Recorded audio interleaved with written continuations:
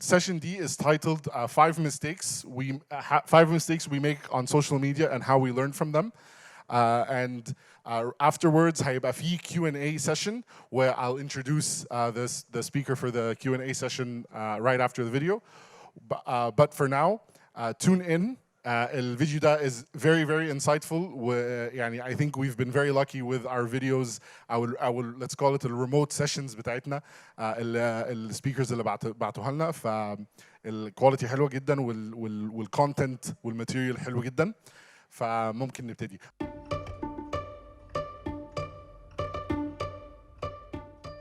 Hello Cairo, hello Transform Summit. I was very excited to get an invitation to share some thoughts with you about social media strategy. My name is Andre. In the past 5 years I was involved with different online presences all around the Middle East and North Africa, and I'm happy to share with you some of the mistakes that we made. And we thought, I want to share mistakes because this is how we learned our way forward. So in every mistake I want to share with you, I want to tell you what did we learn from it and how did we grow through the mistakes that we made. So I want to share with you some of the mistakes, 5 in total, and with these 5 I want to help your online presence to find a way forward.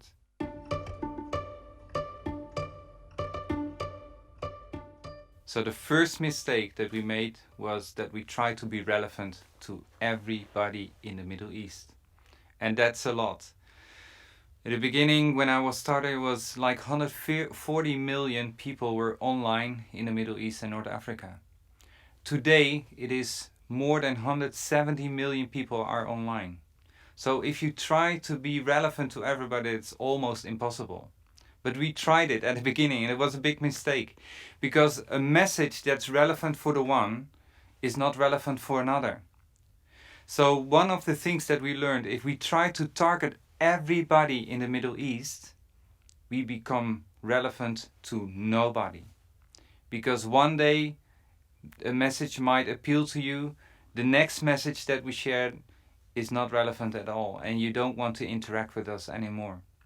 So one of the important lessons that we learned from that is if we try to be relevant to one specific audience, to one persona, how it's called, then we become to be relevant for more than we expected. Because if we try to be consistent in our message, if we try to be relevant for a specific group, this is the group that wants to engage with us. This is the group that wants to follow us and wants to know more. And it starts to become true fans that start to interact, that start to like, that start to share. And most important for us, a group that started conversation with us and helped us to really have an encounter from heart to heart. So the important lessons, the first lessons that we learn, if you target everyone, you reach no one. If you try to target a specific audience, you will reach more than you imagine.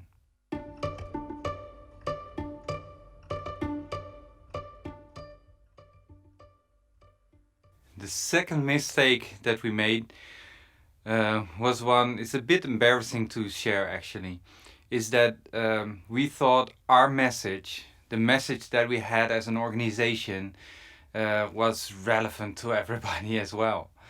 But what we found out is that our message is maybe not the real need of our audience. So in the first step, we kind of discovered that we need to focus on one specific audience or one specific persona, more specific.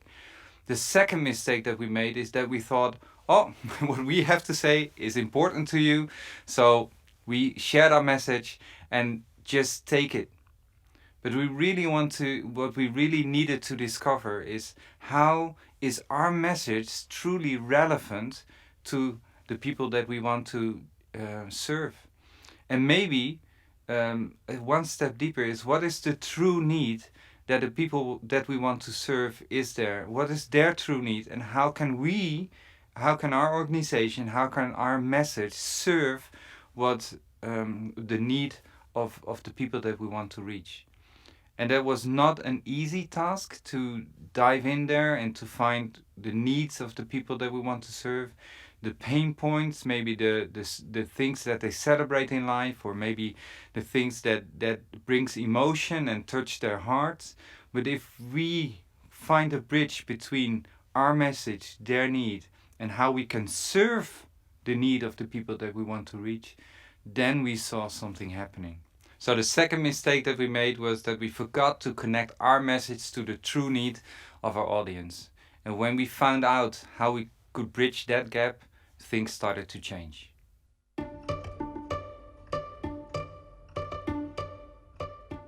The third mistake is pretty much about debating. We are people that want to talk and want to explain and want to maybe convince others about our messages and what we find relevant and important. But actually, what we forgot to do is listen well to the people that we want to reach. So when we started online and people started to interact with us, one of the big mistakes that we made is we jumped into conversation, we jumped into debates. We want to convince you about what is right and how we see the world. When we started to learn to listen to the audience and hear their story and understand their pain and their need, then we found ways of how our message and our ministries could be relevant to the life journeys of the people that we interacted with. So when we overcome this and we said, okay, we don't want to debate, we first want to listen, we first want to understand before being understood, then really something different started to happen as well. We got better conversations, we got deeper conversations, we got more interactions and more deeper interactions. And I think that benefited our online ministry very, very much. So the third mistake is stop debating, start listening.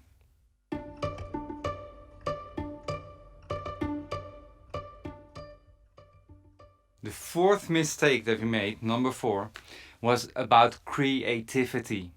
We like to be creative. The sky is the limit. And one of the things that we try to do is make everything fancy and perfect. And oh wow, you would be in awe with the things that we made. But what we discovered is that at the end, if there's not a true message in what we made, then we are not conveying anything. We are not reaching anybody. Sometimes we found out a simple line that is really spot on to the need and to the heart of our audience would reach and engage far more than the best clip that we ever made. So creativity is good. I think we are created as creative beings, but use the creativity as a tool really to reach people, as to support your message. So we don't mind to bring a simple message with simple creativity when we saw people really interact, because at the end of the day what we are after was the conversation and a true connection to the people that we want to reach, rather than displaying all kinds of fancy videos, all kinds of fancy pictures. So when we overcame this mistake, then creativity became part of something beautiful.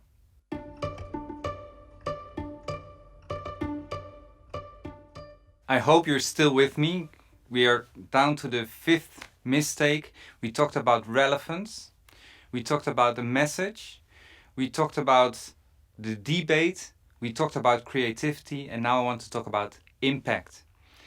Impact is that we kind of overestimated our reach. One of the things that we tried to understand was, what does reach tell us? It was very easy to say we have a reach of millions, and then said, what? What did we truly say? What we found out is that we wanted to talk about the quality and not about the quantity. It is not about the millions that we reach and then maybe we softly touch their lives. But what we wanted to do is we want to talk about the people that really were changed by our content, that really were touched by what we shared and what we said. And then we needed to understand different dynamics. We needed not only talk about reach, but we started to talk about engagement. And then we started to dig in engagement and say, what is truly telling us that what we shared online made an impact and changed the lives of the people that we want to reach? And that was a very interesting conversation that we had in our team. It was not always an easy conversation, because when you look to a video, what in a video is telling you that it has impact, or what when you look to a picture, what in this picture is telling you, or what in the engagement around this picture is telling you that you truly have impact. But this conversation was really worth having with our team. So maybe to avoid the fifth mistake in your own online presence, it might be worth to talk about this. What is truly saying that this post, this video, this picture, this quote has an impact in the lives of the people that we try to reach? So I would challenge you to have this conversation with your team, and maybe with yourself if you're the one doing it, to understand what is truly telling me that what I do have impact. And if that's spot on, then you will change lives of people that you reach. And then you don't talk about cheap reach, but then you start talking about a reach that has impact. Thank you for watching this video, and I hope you have a great Transform Summit from here on. Bye.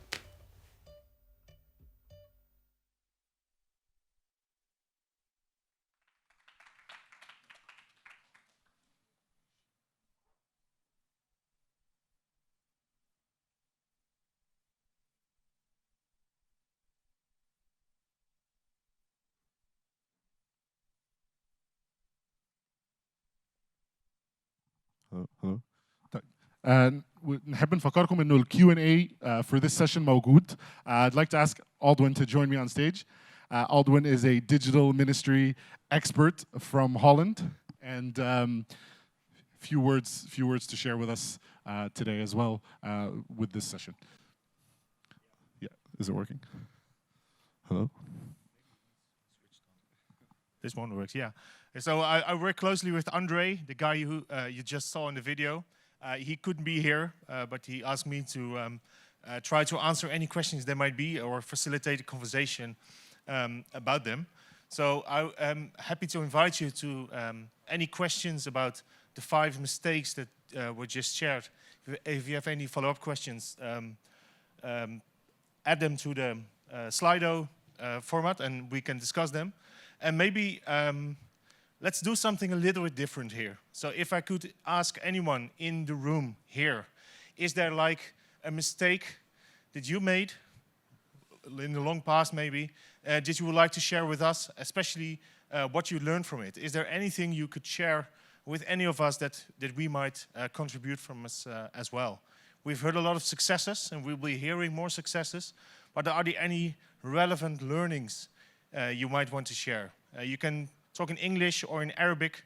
I'm the only one here who doesn't understand Arabic, so I'm more than happy to hear. Yes. I don't know, it's working? Yeah. You mean mistakes on social media, right? Yes. I'm just going to say an incident that happened with us at work. So, you know, behind our brand, the account, is a human being. He's the one handling it. So apparently he's handling Umnia account and handling his personal account. So he woke up one day in the morning وكتب وأخيرا صحصحت على account أمنية مش على أكاونته وراح وما حدش انتبه فإنه he wrote that finally I woke up, and he wrote it on Umnia's account instead of writing it on his own account. And then just the time passed وما حدا انتبه. We were like, okay, people were commenting on us, so it wasn't suitable إنه نيجي وندخل to delete the comment وخلص. So what did we do? We gathered like some of our staff, everyone had their cup of coffee, and تصوروا بالقهوة هم ماسكينها وكتبنا إنه هلا إحنا صحصحنا. وماسكين كل حدا فينا قهوة. فكان التفاعل قلب إيجابي كتير لأنه الناس حبوا البراند، صاروا يحطوا كومنت حلوة إنه هم غلطوا. It was on Twitter by the way. هم they did a mistake on Twitter, but the retaliation تاعهم, the way they handled it was so creative and funny and very interactive. And we reminded people يمكن يشربوا قهوة أول شيء. Thank you. This was one of the mistakes that. So I think whether we dare to admit it or not, we all make mistakes. And the question is, how do you deal with it? And if you are able to turn it into a positive thing, and then you might benefit from it more than if you would not have made the mistake in the first place. So it sometimes helps not always staying on the safe side, but sometimes just try and see what happens. I see there are 2 questions on the screen. We lose a lot of focus when we lose a lot when we focus on one persona. Why should we do that? I think you also lose a lot of focus when you don't focus on a persona. So it's impossible to reach everyone with your message. So if you choose one clear persona and add to their need, you make real impact on a specific target group. One of the pages that we are connected to, last year we did a big survey among the people who are within our persona reach. And we asked them questions like, what makes you happy? What makes you sad? What makes you angry? And we had like 1,000 people fill out the questionnaire. And it took a lot of effort in reaching the people and making them fill it out. We had to give them a small reward for finishing the questionnaire. But the data that it gave us, it's unbelievable how rich the information is that we got from that. So if you have a specific persona, we now know that how we can cater to a persona's needs exactly, which words they use, what they're afraid of, what they dream of when they have a nightmare at night. So if you have a clear persona, you can go really deep. That's the added value of it. And when you start having the engagements and the interactions, you see that it really pays out to dive into a specific persona, because you can go deeper and you can have more effect. Please explain the creativity point again. The creativity point was, if I understood it well, is that in the past we have some crazily creative people in our team. And it can be very easy to go with, for example, if you create a video, that you create a video that looks perfectly. It has the rule of thirds in it, and you use the right lens, and you use the right horses running around in it, and the right music, and it's all up to Hollywood standards, and still it does not resonate with the persona. So I think the point of the creativity point is don't lose sight of the true need of the persona. And sometimes a great cinematographic video is the right tool to use. Sometimes it's just one question of 6 words that you're going to ask in a poll on Facebook, and people will respond to it like crazy, because that's what they needed that day. So just creativity for the sake of creativity can be a mistake I would not invite you to make, but try to level creativity with clear focus. How can I be creative? That's a good one. If you're not creative, you probably have other gifts.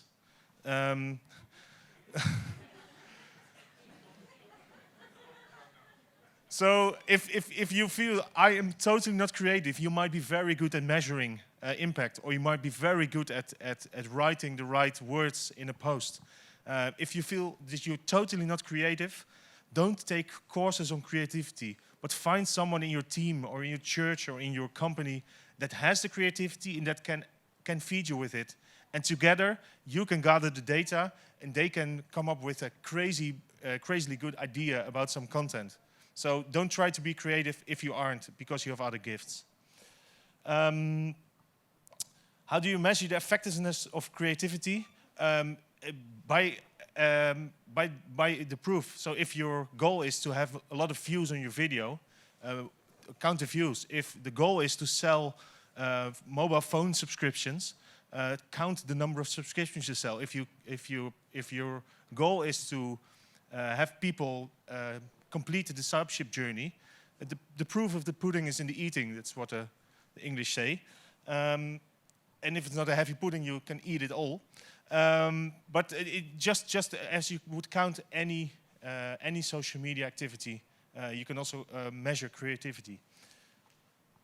Can you give a real example about at least one of the mistakes? Yeah, I think I can give a real example. I think if you want to talk about faith on Facebook, so let's say you post a post with a picture with like a biblical statement, and people who are not Christian, maybe they will find this post and they will have a strong opinion about it. How do you deal with it? That's a valid question. And what we found out that if we would, if they would make a strong statement and we would give other strong statements to sort of counter that, it would be a discussion. It would be inflammatory. It would lead to, how do you say, situations where you're not going in a positive way. But if you would really listen to people and say, okay, I hear you saying this, I try to understand what's happening with you, or maybe take this conversation from the public platform to the inbox, say, hey, I'd love to talk about this in private with you, and show that you are listening. You're not there to compete, you're not there to battle, but you're there to understand.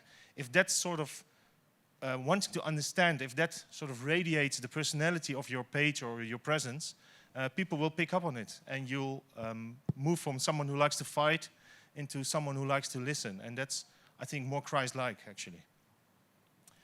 How do I know that my message will make an impact on the audience? Know your audience, I think, is step one. So, I mean, be really addicted to those Facebook insights, just to know when your audience is online, what they like, who they are.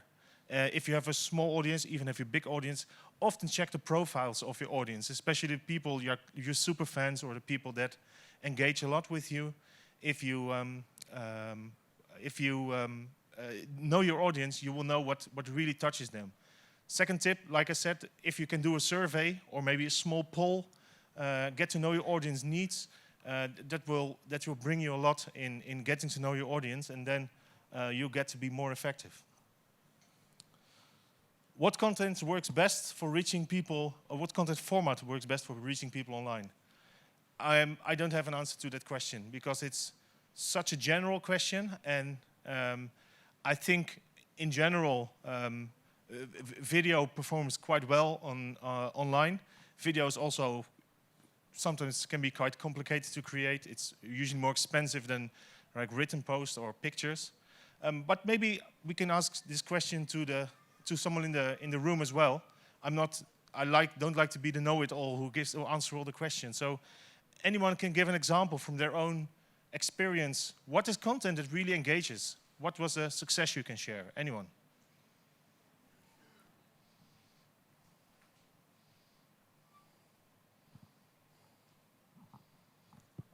There must be someone in the room who had a successful piece of content. Hadi.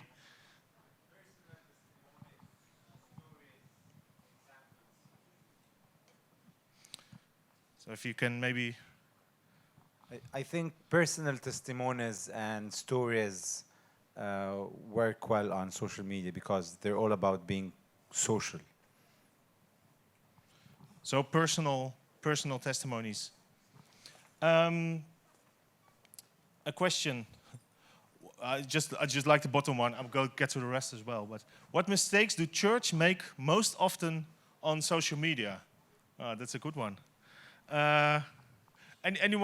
Anyone who likes to give an example from Egypt? I don't know the Egyptian situation very good. Please, Nancy.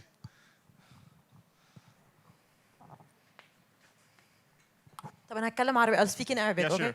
So أعتقد واحدة من الحاجات اللي احنا بنعملها كتير قوي في مصر إن احنا لما بنيجي نتكلم عن يعني الكنايس لما بتعمل pages بتبقى عاملة كأنها زي مكان فيه announcements أكتر ما هو مكان for social sharing.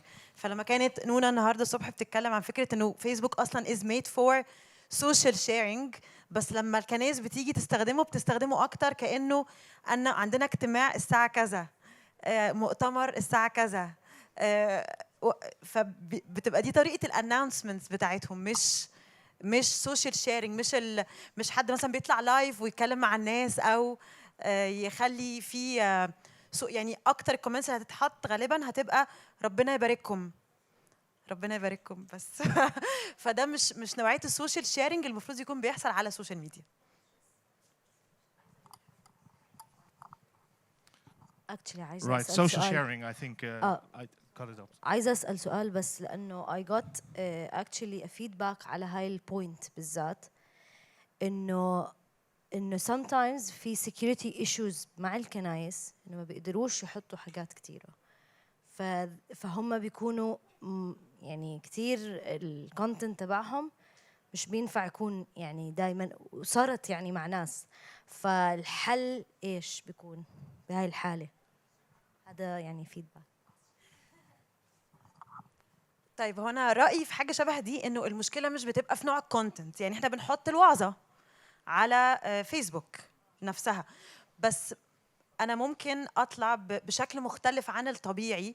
يعني ليه القسيس ما يطلعش مره لايف يشجع الناس انه اتواصلوا معانا لو عندكم اسئله، واحنا عندنا ناس ممكن تجاوب على اسئلتكم.